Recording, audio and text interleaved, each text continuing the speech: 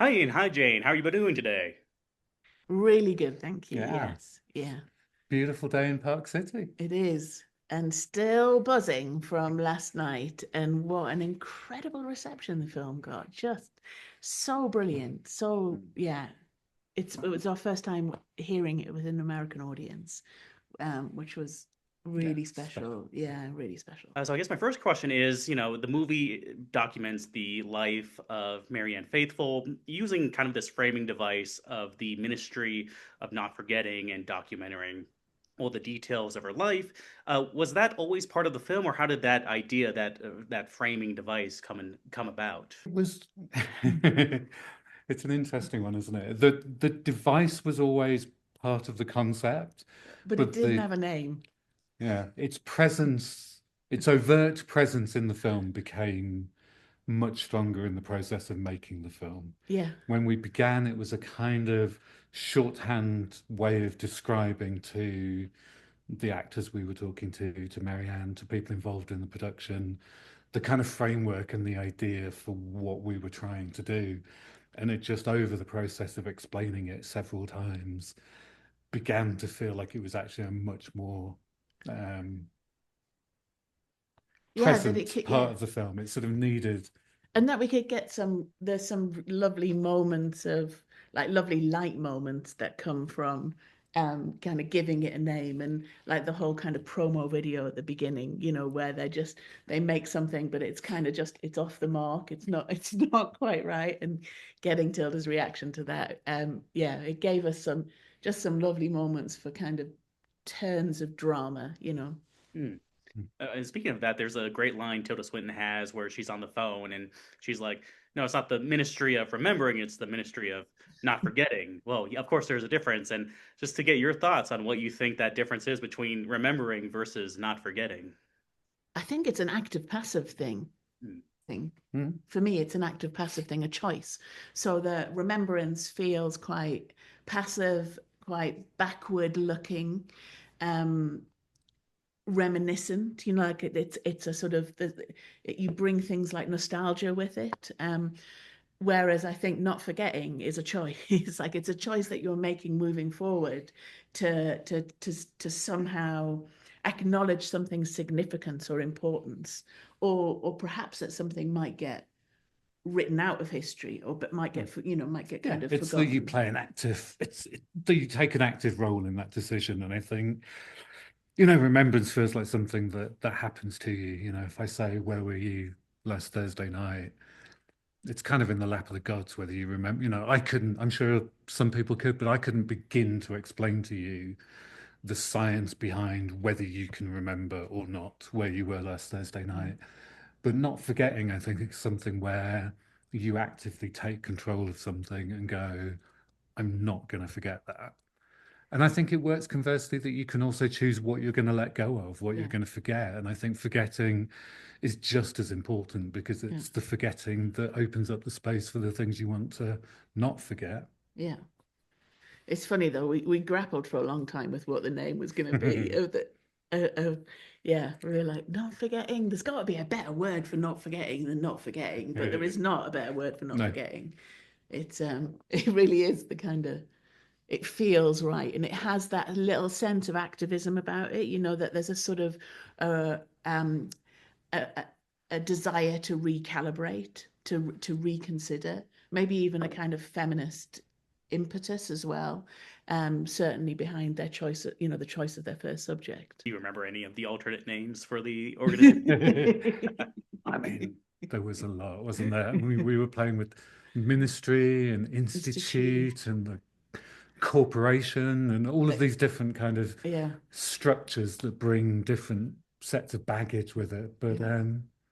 Yeah, and it's weird because there's not that many words for the like legacy. Legacy is an interesting word, but it's not used a lot.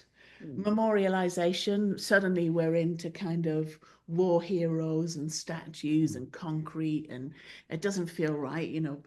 Yeah, the language of how we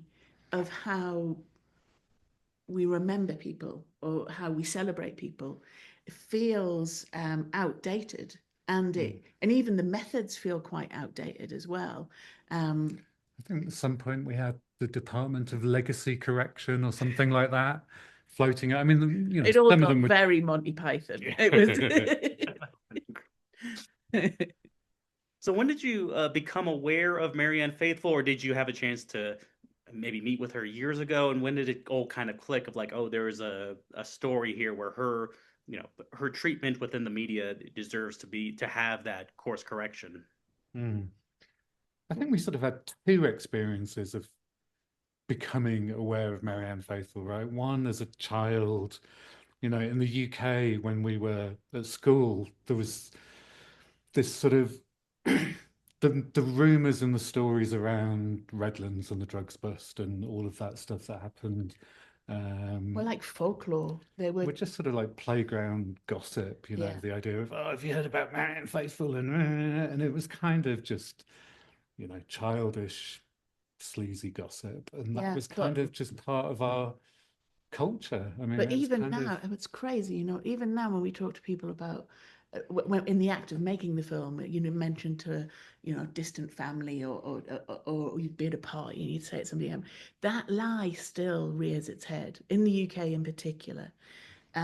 It's still the first thing that's connected to her name, and and we choose to tackle it head on, but we choose not to reiterate it, which felt like the right decision, that we don't want to perpetuate it in any way, but to not acknowledge that it happened and it broke her reputation. I mean, it broke her heart and it broke her mother's heart.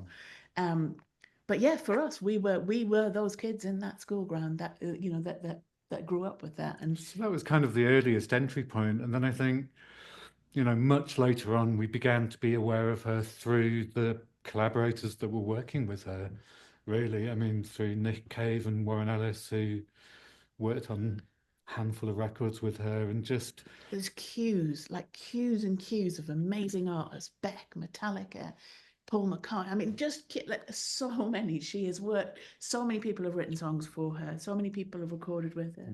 PJ Harvey, Anna Calvi, like Damon Albarn. It just goes on, and Jarvis Cocker. It goes on and on and on. There's a radar, isn't there, that kind of goes off when you're like, hang on, if all of those people are interested in this person, there's something going on here. This has got to mean, this is not an accident that all of these people rate this woman. So yeah, we kind of, but again, I mean, certainly didn't become an expert, certainly not a dyed-in-the-wool fan, just appreciated her work, and then sort of began to feel more connected to her on a personal level, because during the time of COVID, she was working on the last record she released of romantic poetry set to music with Warren Ellis. And we've known Warren a long time. And when Marianne was in hospital, we were talking to him and he would say, I'm working on this music for Marianne, and I don't know that she's ever going to hear it. I don't know that she's, people genuinely didn't believe she was going to come out of hospital when she was at the peak of her COVID. Yeah, it was early on as well, and COVID was just wiping old people out at that point. Yeah, and it was new, and nobody quite knew how it was going to go. And yeah, so sort of vicariously through Warren, I think we began to feel quite emotionally connected to her. And it was not that long after that that this project came along. Beth, our producer, introduced us to the idea, and that led to us meeting Marianne. I imagine I kind of know the answer to this, but do you have a favorite moment or a moment that really stands out to you during the production of Broken English? Because I would imagine it'd be that final sequence of her performing for the last time, but which is such an amazing moment. It's the happiest I ever saw her. The most, like the years just fell off her. It was everything. You felt her like breathing open up, everything. It was, having seen a woman who had battled against a lot of health issues to back into a scenario that she just loved, and became the sort of version of herself that she wanted to be. I mean, that I think, but also there's the thing that overarches it, which is her meeting this army of her former selves. Marianne showed up her whole life. Like she was she was on it and outspoken and honest and interesting and intellectual, and through the archive, provocative and challenging and difficult. calming and all of these things, and being able to kind of demonstrate that to her was like very pleasurable, because COVID had really racked her memory. She didn't remember a lot of those things. So it was like her kind of, her like meeting all of these kind of this army of Mariannes. But no, it's impossible to beat, I think, the final moments. It was just so special. And I think going into that, I think what we felt we were giving to Marianne was taking her back into the studio. And it felt like, for someone who, her life has been about writing and recording music, it felt like that was kind of the biggest kind of gift you could give her, was to get her back in the studio. And through the process of doing it, it completely changed my mind. And actually, I don't think Marianne gave a damn about the studio. I'm not sure she ever did. I think what Marianne loved was her friends and the people that she made music with. And just seeing her surrounded by, Nick and Warren, Warren, who practically nursed her through COVID. And then the guitarist in that session is David Courts, who was one of her oldest friends, a very old friend of Keith Richards. So someone she'd known pretty much her entire life.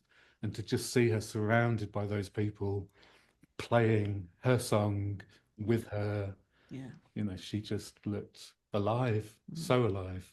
It was really special. I really appreciate you taking the time to speak with me today. I know Broken English still going to a few more Sundance showings, but do you have any other projects lined up or things you're looking forward to doing? So many things going on at the moment. We're juggling. Yeah.